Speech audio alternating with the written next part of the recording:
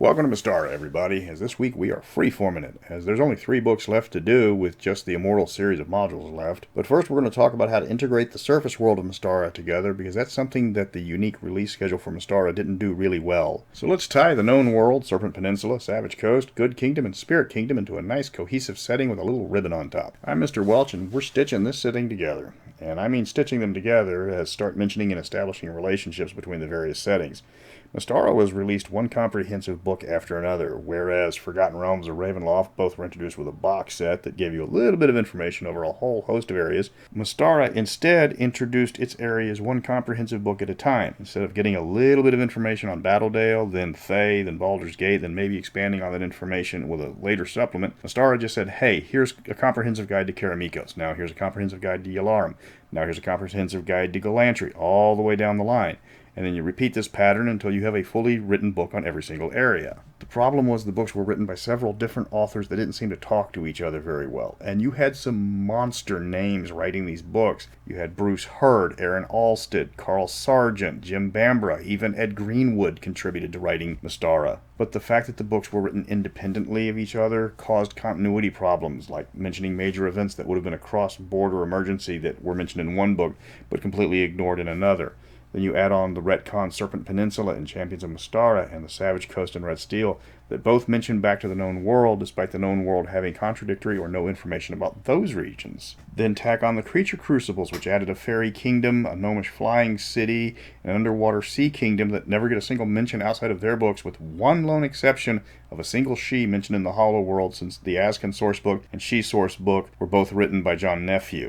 The exception to the Creature Crucibles was Night Howlers, which was Anne Dupuy's work, but that book gets the exception because all that is an expanded area of Galantry written after Wrath of the Immortals. It is a valid complaint that the nations of Mystara were very fleshed out with just a few exceptions, but the continent as a whole is very segregated. So the goal of this video is to try to explain how the various areas would actually interact with each other, if they would interact at all. You've got multiple expansionistic empires looking for an edge. You've got 2 large trading nations also looking for an advantage over the other. There's going to be some crossover between the different areas. And while I'm talking, I'm going to try to get rid of a few continuity errors here and there. I can't help that. I work at a magazine. One of my jobs is editor. I have to look for errors. You're not being anal if you're getting paid for it. First area of concern is going to be the known world, and I'll include Serene in this area, but not the Goode Kingdoms for reasons I'll talk about later. The underwater kingdom of Aquarindi from the Sea Peoples, Creature Crucible, is getting a pass because it's inaccessible to almost everybody, and it's also not connected to the continent. For the same reason, the Hollow World is going to get a pass in this video because 1, you're not supposed to know about it, and 2, it's deliberately nearly impossible to travel to. The known world is about the size of Europe, with 14 nations butting against each other, including the 2 island nations, as well as the Alphatian Empire and the Isle of Dawn, that's both within sailing distance to the east. The Darrican and Minorthad books give you some wonderful information on the economic practices of the entire region, but diplomatic information, there's a lot to be desired. According to the trading maps, just about everybody trades with everybody. Darrican dominates land trade simply by bordering everybody else, and while Minorthad does have a large share in the sea trade, other nations like Thiatian or the Northern Reaches also have major trade routes. If you want to go into detail on how the different nations interact with each other, you need to fill in a lot of the blanks. Some are easy. Galantry is isolationist. They only have contacts with neighboring Darrican, Alfheim, because they have a shared culture, and they opened up diplomatic relationships to get rid of a pesky noble. But then you have to think that Galantry has a lot of shared cultures in their borders like Thiatian and Alphatian, and both of those nations would be very interested in Galantry magics. And Galantry is probably concerned about what intentions those empires have towards them. It's hard to imagine Galantry not having ambassadors in almost all the major nations and vice versa, minus of course the nations that hate them like Yavdlom, Five Shires, and Rockholm. Then take Ethengar and Veslan. Both of them are nations trying to expand their reach outside their borders. The first thing they would try to do is establish diplomatic relationships with as many outside nations as possible. Now, Veslan would have an easier time of it than Ethengar, but the further the diplomats got away from their nations and their neighbors, the better they would be received, because places like the Five Shires are unaccustomed to Ethengar raiders or Nordic barbarians. Sure, most of their goods would still be shipped by Darrican, but delegations could still be in other nations there to try to increase interest in their nation's goods. Considering the nautical nature of Veslan and the equestrian nature of Ethengar, it's not unfeasible the 2 nations would have their peoples found across the map. Even Ostland, which is more militaristic than Vesland, it's still an island nation, and they're still known for their sailors, so they could be found in other locations. Plus, it would be a fantastic scenario to have Vikings raiding either the Chinook or the Aztecs over in Etrugan. But you also have to remember if they get a little too hostile, the Irendi Navy will send their ships to the bottom of the ocean still smoking. And speaking of Irendi, that is a special case because it is one of the Three Nation books I think could stand to use an update. Their book had some issues fitting in with the rest of the books, mainly because that's a peaceful island nation with no internal or external strife, and makes for a boring place in a D&D setting, even if they have a fantasy equivalent of Westworld. I'm not saying a tropical island paradise is not good for D&D, I'm just saying they could have done so much more with the Irendi book. It didn't help that Irendi was one of the 64-page books compared to the 96-page books that everything settled on later. Just saying, the Gazetteer could use another 36 pages, but that's a topic for another time. Irendi is a major draw because of their focus on tourism. Because of this, Irendi ships would be found almost everywhere, bringing people to and from the islands no matter where they are in the Mystara world. A major source of tourism from the Savage Coast might even be clerical tourism, where people spend large sums of gold to visit Irendi long enough for the Red Curse to run out its time requirements for a remove curse spell. If you pull into a port outside of the known world, you can have at least one Irendi ship waiting to drop off or pick up people. Irendi's fleet is famous and it's widespread. You don't want to have the fire ships everywhere. There are not that many and they're mainly used for defense. But remember, the Mackay people have the reputation of being the finest sailors and navigators in the world. This isn't Moana, where you have Pacific Islanders afraid of the ocean. The Irendi are not afraid to sail anywhere, and their ships are superior to just about everyone else's on the ocean. Now, Thiatian is a very strange case because it's the driving force behind a lot of population movement in the known world. According to their own sources, they have once ruled Yavdlom, Karamikos, and Irendi, as well as parts of Minrathad, the Shires, Darrican, and even have a few pure-blooded Thiatians in positions of power in Glantry, depending on the book that you read. While the Thiatian book makes no mention of any settlements on the continent past that, the Savage Baronies puts the Thiatian Empire firmly in the Savage Coast area before the Red Curse starts. Since Thiatian is based on the Roman Empire in part, there's no reason not to have Thiatians in almost anywhere that the players roam. This would explain why Common is based on the Thiatian tongue across the map almost. I use Common as something similar as 2 years of school Latin. Enough to get you by on, but you're going to have problems having a full conversation with someone. Then you've got Alphatia with its fleet of airships, and you've got Serene, which is a flying city, and they can be found anywhere. Champions of Mystara was about a Alphatian airship flying around to parts unknown. With a few exceptions, there's no reason not to have Alphatians in a lot of ports that you visit. The two nations that should drive all contact with the other settings, of course, would be Darrican and Minrathad. The two nations are bitter rivals, though that was never really played up in the books. Darrican plays nice guy and dominates the land trade, and Minrathad is cutthroat and acquiring new trade routes. Remember, in canon, Minrathad only opened up their borders to trade 9 years ago on the 1000 AC timeline. They've been dominating the sea trade ever since. The merchants should be everywhere. They would be responsible for mapping most of the regions between the known world, all the way to the Arm of the Immortals on the furthest west part of the continent. Tensions between Minrathad and Darrican merchants are a great source of adventure, especially the further you get away from the known world. Moving on to the Serpent Peninsula, there's barely a quarter of the nations that were in the known world, and most of those are either obscure or isolationist. The Grakhalians are underground and largely unknown. The Karamari are isolationist and might be encountered in some trading posts, but they deliberately appear more primitive than they actually are to keep the merchants and explorers away. That leaves Sin, Yavdlom, and Hule. Sin is heavily retconned from the X4 to X5 modules and is now a strange mix of Indian people and Saudi Arabian terrain, with the bonus of having a very spoiled upper class that will be more than happy to head over to Irendi or up to Serene on budget-blowing vacations while the rest of the nation starves. The Sind should be a common sight in the larger cities like Darrican or even Thiatian if they travel by boat. They aren't the easiest to get to because of the massive desert they're in, except on the coastal ports, of course. But that's where most merchants will go to first, then they head inland if the Sind merchants don't buy their goods in bulk and resell them themselves. You should see upper middle class or higher class Sindhi in most ports in the known world. The richer they are, the further inland they go. The lesser classes are dirt poor and tied to their caste and to their land, so while the rich squander the money, the poor are taught to accept their fate. This might not go over well with the visiting merchants or adventurers. Sind makes for some fantastic culture clashes, but the players will learn this behavior is ingrained into the lower classes as well as the upper classes.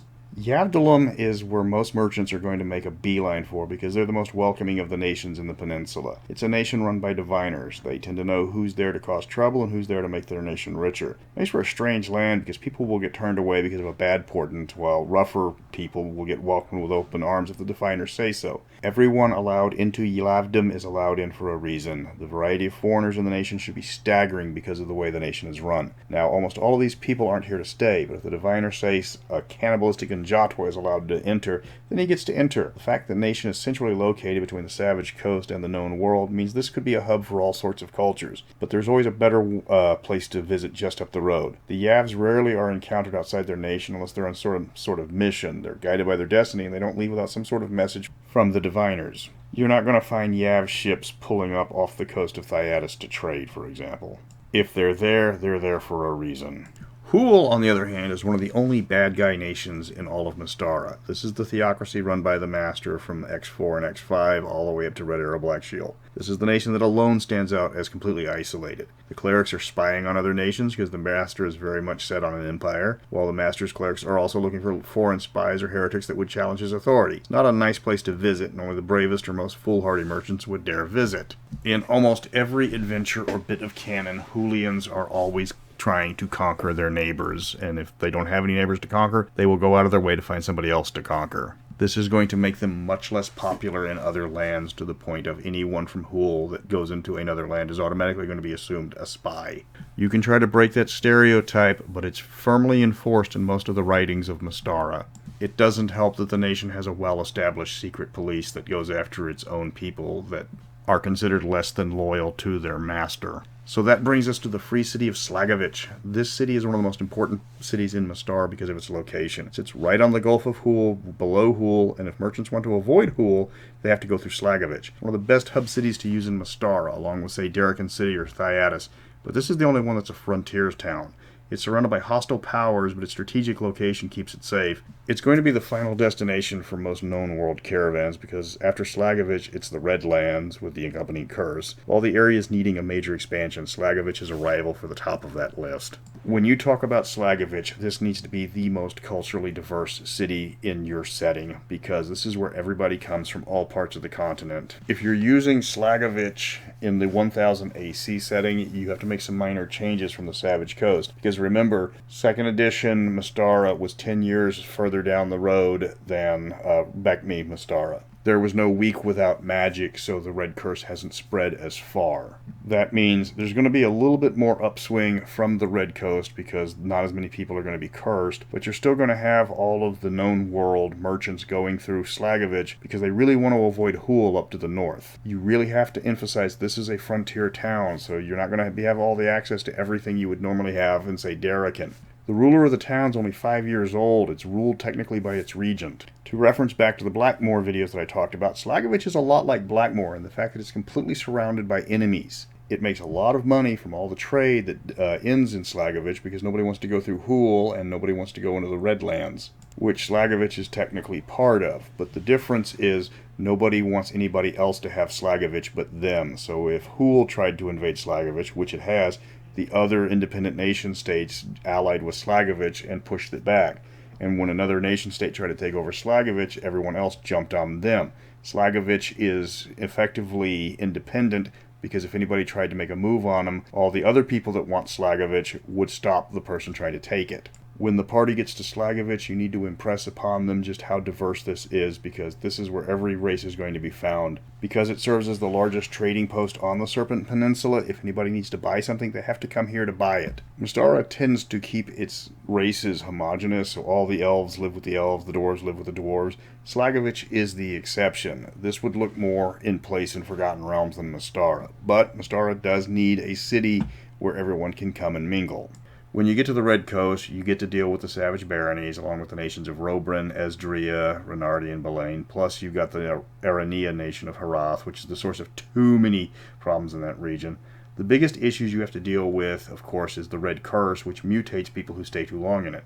There's not a lot of people coming here voluntarily. Even the regions that are outside of the Red Curse aren't going to attract a lot of people or business because there's a chance to get there you have to go through a cursed region. You're not going to find too many people going to the Savage Coast voluntarily because of all the risks that ensue. Of course, the biggest change you'll have integrating the Red Coast into other settings is the fact that the Red Coast has guns, lots of them. Champions of Mystara replaces guns with hand crossbows, but remember, Cimarron County is based on the Republic of Texas. Speaking as a Texan, go with the guns. Gunpowder can only be created in Mystara with the magical vermeil dust that's everywhere and some secret alchemical formulas. You can be sure Darrakin, Minrathad, and even Thiatis would pay a king's ransom to get some of these guns. The balancing factor is cost and availability. The people that run the trade in Cinnabril there, called the Inheritors, don't let smoke powder out of the baronies as it harms them when fired. Of course, trigger-happy Cimarron doesn't really care what the Inheritors think. It's Texas, remember? So you've got the merchant princes slavering over the concepts of guns, but then there's the kicker. Outside the savage baronies, there's only two types of gunslingers, the very rich and the very out of ammo. A single shot of powder with lead is like 2 gold pieces just for the powder.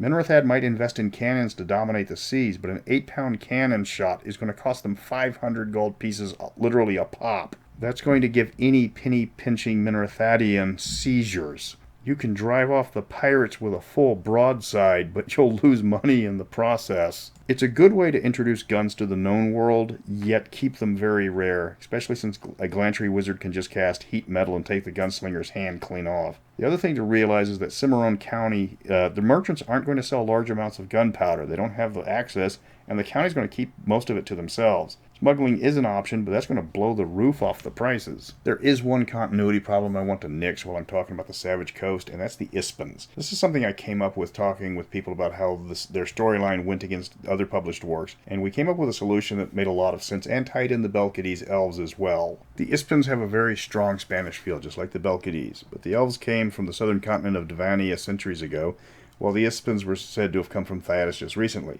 So let's bring in the Demalapetris of Glantry, or the Von Drakenfels if you feel like it, who came from full-blooded Thiatian stock. You've got the Thiatians migrating to Glantry in 728 AC, and the Demalapetri line is famous for being pretty lethal to be around anyways, and the Von Drakenfels aren't much nicer. So have some of the Thiatian settlers find themselves living far away, at least in Glantry, from Corins, until they end up right against the Belkades for, say, about a century. That's a good long time. So after a century of exposure, they develop the Belkades customs, and when Glantry decides wizards are the nobility, the Ishans try to stick around, but the increased immigration around 900 causes them to seek friendlier lands. Eventually they end up in the Savage Coast. This keeps the Ishans still of Thiatian stock, but without having to shoehorn in the new and never before talked about province of Ispa, or Ispia, into Thiatis, and explain why you've got two almost identical cultures with different backgrounds on different parts of the world. You're not going to find many people from the Savage Coast leaving the area. The Red Curse makes it not very healthy to leave in the first place, and without high-level clerical magic, it doesn't do any good anyways. Because this is immortal magic you're dealing with, you're not going to get a lot of clerics moving in to try to heal the afflicted, because that just doesn't work. However, sticking with my half-elf origins being from the Red Curse, you could have the newly recreated half-elf race migrating away from the Savage Coast, establishing themselves up the coastline as they want. There, people would confuse them for a natural hybrid between elves and humans, when in actuality they were created by immortal magic that would make them their own separate race. This would make the Mystaran half-elf a lot more different than other settings half-elves and give them their own culture, which would be a strange mix of Portuguese, Spanish, and Texan. So, pretty much Laredo, Texas. Integrating the Fae into the whole of Mystara requires a bit more fine-tuning than just saying merchants did it.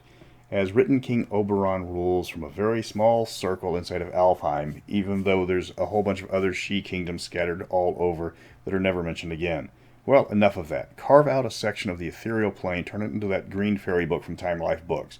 You know the one, from 1984. If you're my age, you begged your mom to buy it for you. If you're my daughter's age, you borrow your dad's copy, assuming it wasn't falling apart. This is a mirror realm where the she cavort merrily in their own versions of the mortal realm, where everything is too perfect and the laws of nature are voted on daily. But it's also too perfect, and it's also stagnant. Living in the mirror image of the world is no substitute for the real world. So you got the Goode Kingdom where the fairies live and Oberon and Titania pretend to rule as mortals do, where you can get pulled in from walking through a fairy ring or diving too deeply into a mirrored pool, or accidentally stepping through an ancient Trilithian. That's the 3-part stones found in Stonehenge. I had to look that up myself. So the new word for the day is Trilithon or Trilithan. I don't know. Not important. You can call it the Feywild if you want to stick to 5th edition's version of Fairy World, but I would rather have it stay the Goode Kingdom, because that's what Mystara established in Tall Tales of the Wee Folk, and it's a little bit more original. So if you get some uppity fairies from, say, the Forgotten Realms come in and ask King Oberon where the three queens of the Feywild is so they can ask the people that are actually in charge of the Fey, he can stare at them confused for half a second before he turns them all into mini-golf obstacles. One minor change that I highly recommend doing if you're using the Tall Tales of the Wee Folk, move Oberon and Titania and any of the other Archfey up to almost immortal status, if not immortal level status. Oberon is the Ard-Ri of the Sidhe. He has been around longer than almost every immortal. He should not have stats. He should be godlike in power. He needs to be as powerful as a god, as predictable as a cat dropping acid, and as artistically inclined as Jackson Pollock. And Queen Titania is just one step behind him. By setting up the Goode Kingdom, you get a way to seed the map with Sidhe kingdoms and explain how they are still all found in Oberon's kingdom. Tall Tales mentions Gwyn ap Nuth from Welsh legends, but it's just a single paragraph.